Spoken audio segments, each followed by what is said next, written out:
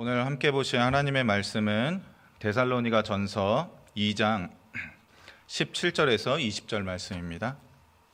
형제들아, 우리가 잠시 너희를 떠난 것은 얼굴이요 마음은 아니니 너희 얼굴 보기를 열정으로 더욱 힘썼노라. 그러므로 나 바울은 한 번, 두 번 너희에게 가고자 하였으나 사탄이 우리를 막았도다. 우리의 소망이나 기쁨이나 자랑의 면류관이 무엇이냐? 그가 강림하실 때 우리 주 예수 앞에 너희가 아니냐? 너희는 우리의 영광이요 기쁨이니라. 우리 19절 20절만 한 번 더 읽었으면 좋겠습니다. 다 같이 한 목소리로 19절 20절 읽도록 하겠습니다. 우리의 소망이나 기쁨이나 자랑의 면류관이 무엇이냐? 그가 강림하실 때 우리 주 예수 앞에 너희가 아니냐? 너희는 우리의 영광이요 기쁨이니라. 아멘. 안녕하세요. 현성 목사입니다. 오늘 금요 찬양 제가 여기 앞자리에서 찬양하는데 마치 부흥에 온 것 같은 전에도 항상 그랬거든요. 한국에서도 유튜브로 이렇게 보면 이렇게 찬양팀만 딱 보이잖아요. 우리 김덕신 목사님 힘차게 찬양하는데 마치 부흥회 같다 이런 생각을 많이 했었습니다. 오늘 말씀도 이 찬양팀의 찬양만큼 뜨겁길 원합니다. 여기에 미국에 오신 지 30년, 40년 이렇게 오래 되신 분들 대부분이시죠. 저는 미국에 온 지 53일 됐습니다. 뭐 아무것도 몰라요. 차도 없고 아직 집도 없고. 근데 이 미국 생활이 처음인 저를 위해서 마치 제가 알에서 막 부화한 새끼 오리 마냥 저를 아주 애틋하게 보시고 제가 잘 적응할 수 있도록 교회뿐만 아니라 많은 성도님들이 참 많은 배려를 해주셨던 것 같습니다. 여러 가지 부분에서 많이 도와주려고 하시고 실제로 도움도 많이 주셨죠. 생활적인 부분에서만 아니라 사역에 있어서도 대형 장로교회에서 많은 배려와 양보를 받았고 지금도 받고 있습니다. 한국에서는 보통 전임 사역자들, 교구를 맡고 있는 이 전임 목사들이 바뀌게 되면 이 사역에 공백이 생기지 않도록 최대한 당겨서 저쪽 교회 한 2주 일찍 끝내고 우리 교회 한 2주 일찍 오세요. 뭐 이런 식으로 해갖고 그 사역에 공백이 생기지 않도록 인수인계를 잘 받을 수 있도록 그렇게 후임 사역자를 구합니다. 비면은 이 부 목사님들과 또 담임 목사님들이 채워야 될 이 사역의 무게가 상당하기 때문에 항상 이 비지 않도록 하죠.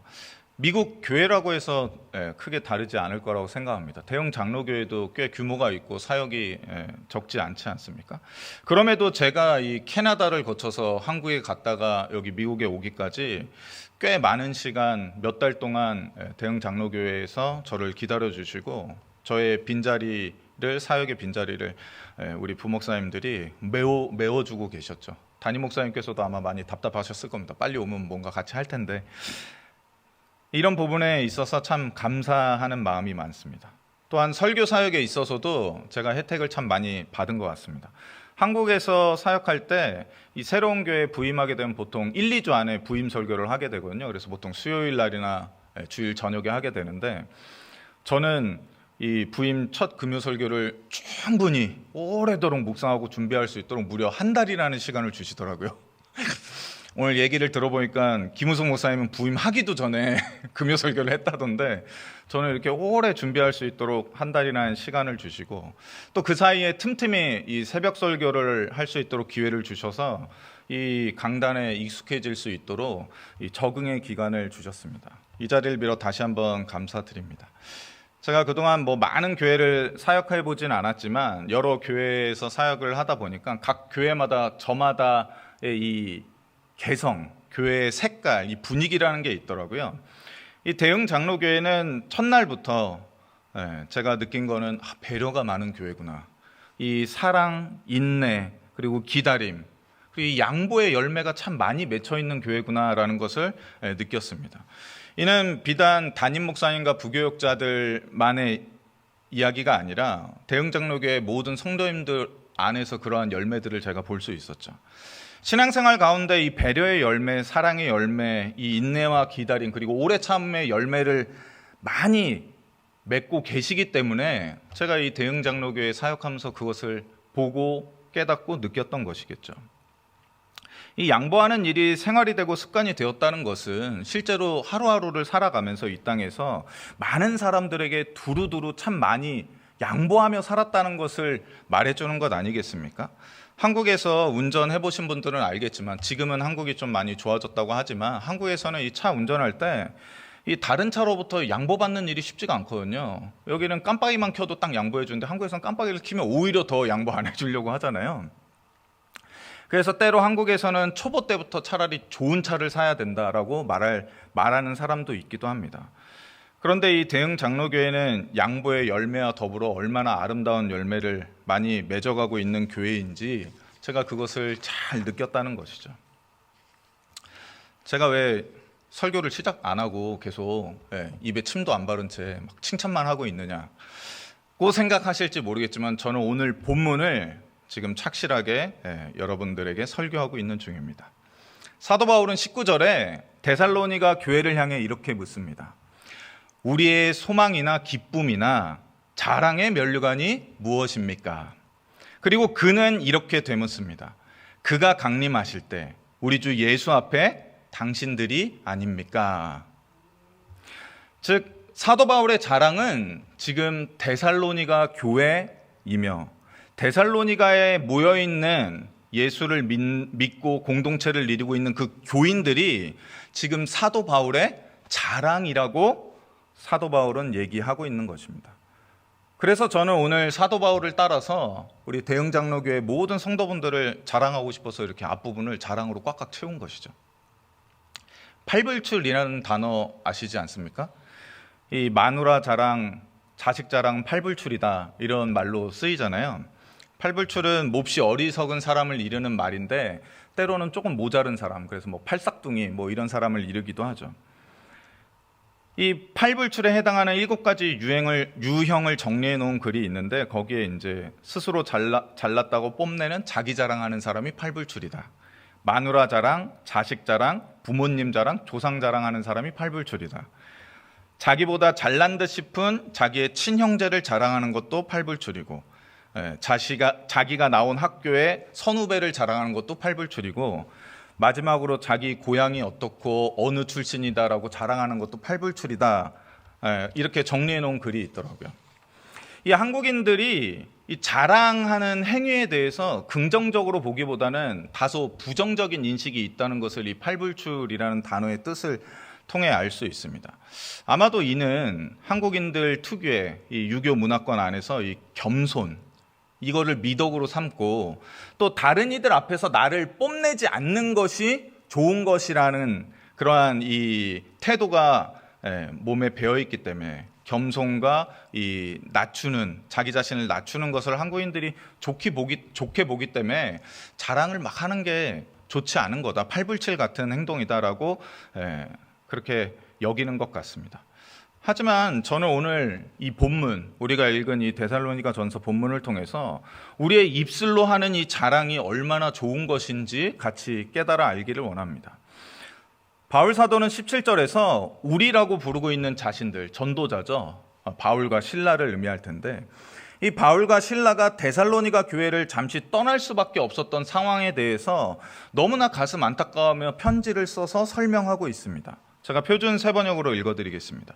형제 자매 여러분, 우리가 잠시 여러분을 떠난 것은 얼굴이요 마음은 아닙니다. 우리는 얼굴을 마주하고 여러분을 볼 수 있기를 간절히 바라고 있습니다. 이 바울과 실라는 2차 전도 여행 때 이 데살로니가 교회를 이제 개척하게 됐습니다. 복음을 전해서 거기에 복음을 믿고 예수 그리스도를 믿는 교회 공동체가 생기게 됐죠. 그런데 이 바울과 실라는 갑작스럽게 이 데살로니가 지역을 떠날 수밖에 없게 되었습니다. 그런데 갔다가 금방 올 줄 알았는데 이 바울과 실라가 오지 않고 소식이 전해지지 않자 그 내부적으로 그 데살로니가 교회 안에 이들이 무책임하게 우리를 이렇게 새로운 복음을 믿게 만들고 우리를 책임지지 않으려고 지금 떠나서 돌아오고 있지 않다. 바울과 실라가 오히려 우리에게 거짓말을 한 것이고 이 예수라는 이 메시아라는 이 분이 실제로 우리가 믿을 만한 분이 아니기 때문에 그들은 우리에게 돌아오지 못하고 있는 것 아니냐라고 이 바울과 실라를 비난하는 사람들이 아주 그런 말들을 많이 했던 것 같습니다. 하지만 바울과 실라는 데살로니가 교회에 첫 번째 편지를 보내면서 우리가 교회로 돌아가는 것을 두려워하기는커녕 우리는 당신들을 얼굴과 얼굴을 대면해서 너무나 간절히 보기를 원합니다라고 말하고 있다는 것입니다. 바울과 실라는 비록 지금 몸으로는, 육체로는 멀리 그들과 떨어져 있지만 이 마음속으로는 항상 데살로니가 교인들을 품고 있었다고 글로, 편지로 설명하고 있는 것입니다. 그러했기에 바울과 실라는 데살로니가 교회 그 지역으로 가기를 한 번만이 아니라 2번, 그리고 그 이상도 아마 계획하고 시도했다고 오늘 편지에 쓰고 있습니다.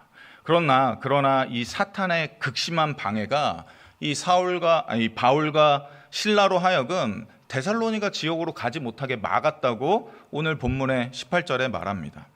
이 사탄이 정확하게 어떻게 바울로 하여금 데살로니가로 돌아가는 것을 막았는지, 그 사탄의 방해가 정확히 무엇인지, 또 어떠한 사건들이 바울과 실라에게 있었는지에 대해서 바울은 기록하고 있지는 않습니다. 그러나 우리는 바울이 어떠한 전도자였는지는 알고 있죠.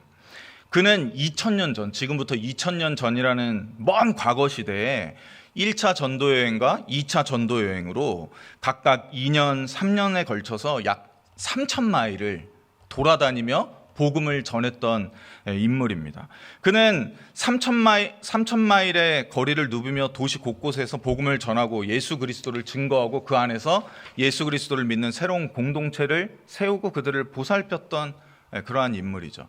지금이야 교통이 발달하고 되게 편리하며 안전한 여러 교통수단들이 많지만, 그래서 이 3000마일이 별것 아니라고 우리가 생각할지 모르겠지만 2000년 전 당시에 이 오랜 시간 동안 많은 지역을 배를 타고 다녀야 되고 때로는 도보로, 육로로 다닌다는 것은 지금 우리가 상상하는 것 이상으로 어렵고 힘든 일이었습니다. 그렇기 때문에 바울은 고린도 교회에 보내는 2번째 편지에서 자신의 전도 여행을 돌아보며 이렇게 편지를 썼습니다. 제가 읽어드리겠습니다.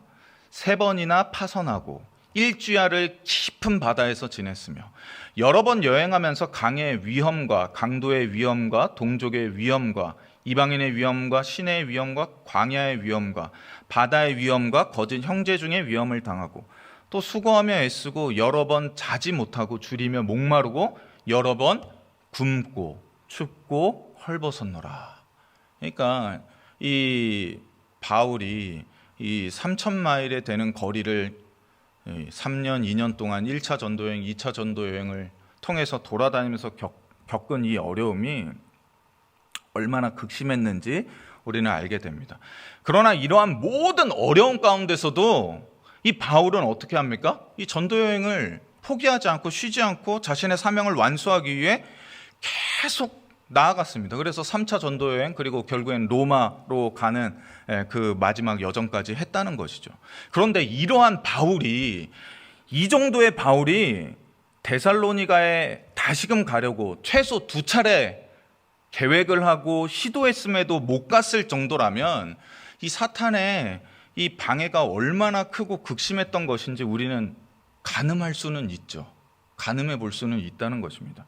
일반적으로 사람들이 어떤 중요한 계획을 세우고 일을 실행하다가 매우 큰 난관과 어려움, 그리고 생각지도 못한 그런 방해를 만나서 포기할 수밖에 없는 그런 절망스러운 이 지경에 이르게 되면 보통 이 한 번 이 정도로 좌절됐던 계획은 어지간한 사람은 2번 다시 안 쳐다보기 마련이거든요. 뭐 이 정도 급은 아니지만 제가 예전에 캐나다에 있을 때 이제 전날 눈이 아주 많이 왔어요. 캐나다 몬트리올은 눈이 워낙 많이 오는 장소기도 하는데 거기는 근데 눈이 워낙 많이 오니까 이 제설 작업을 항상 잘 하거든요. 근데 이제 눈이 너무 많이 왔으니까 어디 갈 데가 없으니까 이제 미술관을 가자. 그래서 아내가 예약을 해서 미술관을 가는데 그때도 제가 차가 없었습니다. 그래서 이제 저 동네에 있는 차를 빌려서 이제 가려고 이제 쭉 나가는데 그 제설하는 차가 굉음을 내면서 그 도로 옆에 쌓여있던 이 막 절반쯤 녹고 막 물이 되고 막 절반쯤은 눈이 된 거기를 일부러 확 지나가면서 그 눈 쌓여있던 눈과 꾸정물을 저희 가족이 이렇게 뒤집어 쓰도록 만들었어요. 그리고 갑자기 지나가니까 확 튀는데 어떻게 피할 수가 없더라고요. 그래서 머리부터 발끝까지 그 눈과 녹은 그 도로변에 쌓이는 그 꾸정물을 다 뒤집어 썼습니다. 그러니까 아내나 저나 우리 아이나 막 화가 나죠. 어떻게 했겠습니까? 이 미술관을 가려고 예약하고 막 돈도 지불했었나? 얼마를 지불했는지 생각 안 나는데 그냥 한번 뒤집었으니까 화가 나고 짜증이 나면서 이 옷을 또 다 갈아입고 또 다 샤워하고 애도 씻기고 다시 나가려고 하니까 너무 싫은 거예요. 그리고 그날 그냥 안 나오고 집에 있었거든요. 이 정도 일만 있어도 세웠던 계획을 실행하지 않는 경우가 많은 게 사람입니다. 그런데 바울과 실라는 이 데살로니가에 가고자 하는 자신들의 이 계획을 막은 존재가 하나님이 아니시고 사탄이라고 말할 수밖에 없을 정도로 극악하고 자비 없는 방해를 경험했던 것 같습니다. 어지간하면 바울과 실라가 하나님이 우리의 가는 길을 막으시는구나, 다른 데로 가게 하시는구나 라고 고백했을 텐데, 그는 그렇지 않고 사탄이 막았다라고 말하는 걸 보니 정말로 진짜 상상할 수 없을 정도의 그런 방해가 그에게 있었던 것 같습니다. 제가 만약에 목회하는 중에 저와 제 가족이 이런 경험을 했다면 아마도 저와 같은 성정의 사람은 아마 다시는 목회자의 길로 못 돌아갔을 수도 있겠다, 그런 묵상을 해봤습니다. 그런데 바울과 실라는 한 번 꼬꾸라진 그 계획을 다시금 일으켜서 두 번째 데살로니가 교회를 향해 가기로 계획하고 준비하고 도모합니다.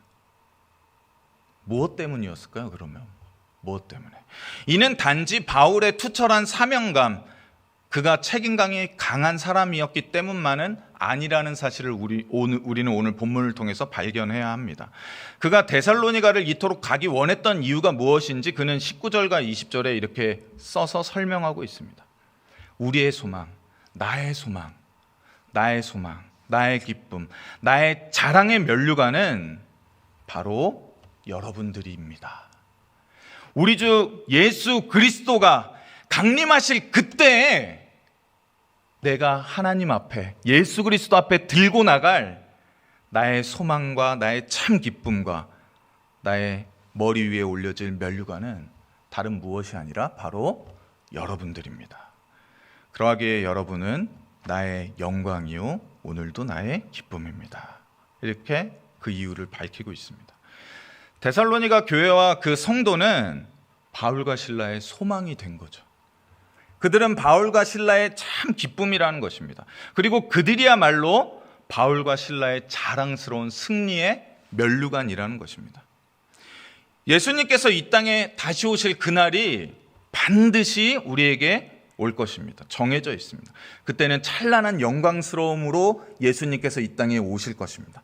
모두가 그를 주로, 만왕의 왕으로 받아들일 수밖에 없을 정도로 그렇게 찬란한 영광 가운데 오실 것입니다. 그때 이 바울과 실라는 우리 주 예수 앞에서 데살로니가 교인들을 당당하고 떳떳하게 예수 그리스도 앞에서 이 데살로니가 교인들이 나의 인생에, 나의 생애 전체를 통틀어 나의 소망과 기쁨이 되었습니다. 나의 자랑의 면류관이 되었습니다 하고 이들을 내어드리게 된다는 것을 바울은 알려주고 있습니다. 이 소망이라는 단어를 통해서 우리는 바울이 데살로니가 교인들을 향한 어떠한 확신을 갖고 있는지 알게 됩니다. 데살로니가 교회가 완벽한 교회가 아니거든요. 완벽한 교회는 이 땅에 없죠. 부족함이 있습니다. 이들은 재림에 대해서 많은 오해를 하기도 했습니다. 그들은 이방인들로 이루어졌기 때문에 언제든지 예수를 버리고 이방신들을 쫓을 그러한 위험이 늘상 있었던 사람입니다. 이 지역에, 이 그리스, 이 아테네 지역에 얼마나 많은 우상들이 있었습니까? 그냥 자칫하면 한 번 섬길 수 있고 한 번, 두 번 섬기다 보면 아테네 신전으로 가서 거기에 있는 수많은 찬란한 영웅스러운 그러한 신들을 섬길 수 있는 그러한 삶 가운데 그들이 살고 있었습니다. 그럼에도 불구하고 바울은 이 데살로니가 교회에 대한 소망을 잃지 않죠. 확신을 갖고 있었다는 것입니다. 기쁨이라는 단어를 통해서는 주 예수님 앞에 설 데살로니가 교인들을 생각할 때마다 바울이 느끼는 감정과 이 기쁨이, 그 크기가 얼마나 컸는지를 우리는 간접적으로 알게 됩니다. 또한 면류관은 우리가 알고 있듯이 승리자가 쓸 화관 아닙니까? 근데 이 데살로니가 교인들이 바울에게 있어서 얼마나 큰 자랑거리였는지 바울은 그들을 향해서 너희들이 내 자랑의 면류관이다라고 얘기하고 있는 것입니다. 그러하기 때문에 데살로니가 교회 교인들은 20절과 같이 바울의 영광이며 나의 기쁨이라는 고백을 들을 만한 것이죠. 우리는 이러한 바울의 고백, 너희는 우리의 영광이요 기쁨이니라 해서 바울의 행복이 다른 무엇에 있지 아니하고 오직 데살로니가 교회 교인들에게 있다는 것을 진심으로 느낀다는 것입니다. 즉 바울에게 있어서 그가 얻게 될 최후의 상은 돈이나 부유함이나 특권이나 명성이 아니었다는 것입니다. 예수 그리스도의 복음을 통해서 하나님에 의해서 삶이 변화된 데살로니가 교회 신자들 그들이 바로 바울과 실라가 얻게 될 가장 좋은 상이라고 이 바울은 고백하고 있는 것입니다. 이러한 이유 때문에 바울은 데살로니가 교회의 교인들을 보기를 그토록 갈망했다는 것이죠. 아무리 극악하고 끔찍한 사단의 방해가 있을지라도 나는 저 데살로니가 교회 교인들을 꼭 봐야 되겠다. 그들의 얼굴을 보고 싶다라고 말했던 것입니다. 제가 최근에 이제 저희 집 그 주인분하고 얘기를 하는데 그 주인분이 미국에 오게 된 이유가 큰 형이 있대요. 근데 큰 형이 먼저 미국에 와서 목회 활동을 하니까 이 아버지가 너무 큰 아들을 너무 보고 싶어서 이 6개월마다 한 번씩 미국에 오는데 미국에 왔다가 이제 6개월, 3개월 뭐 하여튼 그 정도 지내고 이제 한국에 가시면 그 남은 6개월 동안을 미국 생활 또 미국에서 그 큰아들 만났던 이야기들로 6개월을 보내다가 또 이제 그 시간이 되면 다시 또 와서 큰아들을 보고 그렇게 왔다 갔다 하니까 이 둘째 아드님이 아휴 이렇게 하면 안 되겠다. 그냥 아버님 이제 나이도 드시니까 그냥 같이 미국으로 모셔가야 되겠다 하고서 오셨답니다. 바로 이러한 심정이 이러한 마음이 이 바울 안에 가득했다는 것이죠. 근데 이는 비단 바울의 얘기만이 아닌 것입니다. 이는 우리도 마찬가지라는 사실을 알기 원하는 것입니다. 우리가 얻게 될 최후의 상 또한 돈이나 특권이나 명성이 아니라는 사실을 그리스도인이라면 누구든지 알고 있습니다. 호랑이는 죽어서 가죽을 남기고 사람은 죽어서 이름을 남긴다지만 사실 그리스도인들은 그 이름조차도 남기지 않아도 된다는 사실을 우리는 잘 알고 있습니다. 왜냐하면 우리의 상은 명예나 명성이나 부와 지위와 신분 등 세상에 어떠한 것에도 있지 않기 때문입니다. 그러하기 때문에 바울과 실라와 같이 우리도 동일하게 그들처럼 우리의 가장 큰 상과 가장 큰 기쁨은 그리스도를 믿고 그 안에서 함께 자라는 바로 여기에 있는 신앙의 가족들, 이웃들, 주 안에서 한 형제 자매된 대흥장로교의 모든 성도들이 바로 나의 자랑이며 나의 기쁨이며 나의 영광인 것입니다. 그러하기 때문에 나와 함께 신앙생활을 하며 대흥장로교의 공동체로서 우리가 아름답게 그리스도의 몸을 이뤄가고 있지 않습니까? 이 그리스도의 몸을 이뤄가는 우리 모든 성도들 단 하나도 제외하지 않고 모든 성도님들이 바로 나의 자랑, 우리 모두의 자랑이 되어야 한다는 것입니다. 그러하기 때문에 교회를 자랑하고 우리의 구역장님을 자랑하고 구역원들을 자랑하고 우리 교회 목회자들과 담임 목사님과 찬양대와 찬양팀을 자랑하고 많은 봉사자들을 자랑하는 것은 팔불출이 아니라 무엇입니까? 우리의 받을 상을 점점 더 크게 만드는 일이라는 사실을 우리가 깨달아야 하는 것입니다. 때로 교회는 우리에게 실망스러운 일들을 만들어내죠. 교회 건물이 우리를 실망스럽게 하겠습니까? 아니죠. 교회를 다닌다고 하는 그 안에 그리스도인이라고 하는 또는 목회자들이 때로는 장로님들이 권사님들이 교회의 지도자라는 사람들이 우리를 실망스럽게 하죠. 그러나 그러할지라도 대흥장로교의 모든 성도들만큼은 마침내 예수님께서 우리에게 주실 많은 상을 갖고 이 땅에 재림하실 때 대흥장로교의 모든 성도들만큼은 나의 자랑과 영광과 기쁨이 되어야만 합니다. 그렇기 때문에 서로의 허물은 사랑으로 덮어주고 서로의 장점은 입에 침이 마르지 않도록 높여주고 서로를 위하고, 예수님께서 너 자랑거리 뭐 있니? 자랑 좀 해봐라 라고 얘기할 때 예수님 나 맨날 40일 금식기도 했잖아요. 나 새벽기도 한 번도 안 빠졌잖아요. 내가 나의 자랑거리예요 라고 말하는 게 아니라 내가 신앙생활하며 함께 몸담았던 이 대흥장로교회가 얼마나 아름다웠는지, 그 안에 소속된 모든 이들이 비록 부족하지만 얼마나 예수 그리스도를 사랑하며 서로를 사랑했는지, 그것을 자랑하는 우리가 되었으면 좋겠습니다. 네. 우리 옆에 있는 분들이 짐이 아니에요. 아우, 이 사람은 언제 변하나, 언제 성령 받나, 언제 성령 충만해지나, 언제쯤 교회 제대로 봉사할까, 이게 아니라 옆을 딱 보면 이야, 마침내 내가 자랑할 수 있는 나의 자랑, 나의 상급, 나의 영광이 될 사람이 내 옆에 앉아 있구나 라는 생각을 항상 하셔야 하는 거죠. 가장 좋은 길로